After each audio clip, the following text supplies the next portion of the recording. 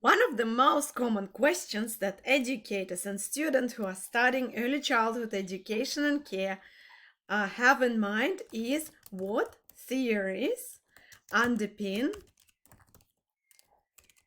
approved learning framework. This is an interesting and important question, and we have a lot of answers here, but let me show you a quick shortcut to answer this question and have a very good understanding how to answer it. To get started with understanding theoretical perspectives in early childhood, you need to download the Early Educator's Guide to the EYLF. I'll show you what it looks like. Educators Belonging, Being, Becoming, Educator's Guide to the Early Years Learning Framework Australia. Just a little note that because EYLF has been updated to EYLF 2.0, you will see the new guide very soon, which I hope will have a better overview of all the theories, more detailed overview of the new theories that EYLF introduced. Meanwhile, to answer these questions during interview, you will see this guide quite helpful and still quite current. So I encourage you to use the old guide. It's pretty good and wonderful. When you open this document, scroll down to the page 56 and you will see this table, Theoretical Perspectives in Early Childhood. This table has theoretical perspective column, examples of theories, key ideas, and pedagogical practices, including teaching, learning, and assessment. So here you will see some basic information about key theoretical perspectives that you need to be aware of as an educator, and you can use it in answering this interview question about what theories underpin the approved learning frameworks or EYLF. So number one perspective, which is broader than a theory, it's a big like a broad umbrella of theories if you think about it, or school of thought, is behaviorist theories. Why it is a broad perspective? Because it includes Skinner, but also includes other perspectives such as Watson and even more modern social behaviorism. Then we have developmental theories that many of you are probably familiar with.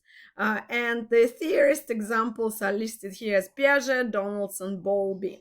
You probably know about Piaget from my other videos where I discussed his stages of development and schema. Also, you probably know his role in understanding child developmental milestones, and we have special document that highlights the developmental milestones, and you can use them for observations and planning. Bowlby is well known for his theory of attachment. I also covered it briefly.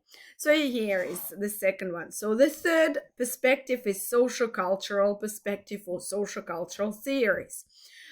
In my channel, Storykate channel, I covered a lot of social cultural theories, including Vygotsky, Malaguzzi, Rogov. I also talked about Marilyn Fleur and her conceptual plague theory. So all these theories are listed here, described, so you can look at them and find some key ideas and then elaborate and extend on them. Number 4 perspective is critical theories. So the key theorist is Freire, Paulo Freire, and you know that Storykate has created a video on that, which you will find in the description as well. Finally, post-structuralist perspective includes Michel Foucault, Glenda McNaughton, I think it's Gunilla Canella, and I think it's Mary Gray-Shaba, but I might be wrong. I need to double check that. So post-structuralists, they are quite modern theorists.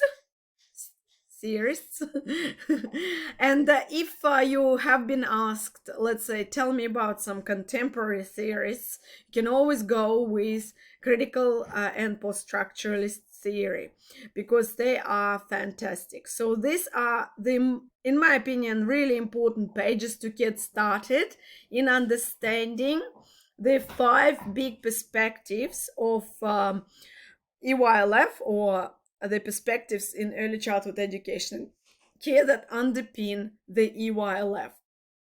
Also pay attention that they describe some key ideas, but you can do further research and find out more about each of these theories and make sense of them through connection to practice. What I really like about this resource and this table, it's organized so well. It does contain practices or pedagogy, yes, so you can see what behaviorist practice theories look like in practice. So these examples you can highlight and use them during your interview when you are answering this important question: what theories underpin the approved learning framework? Thank you for watching, and I hope this was helpful.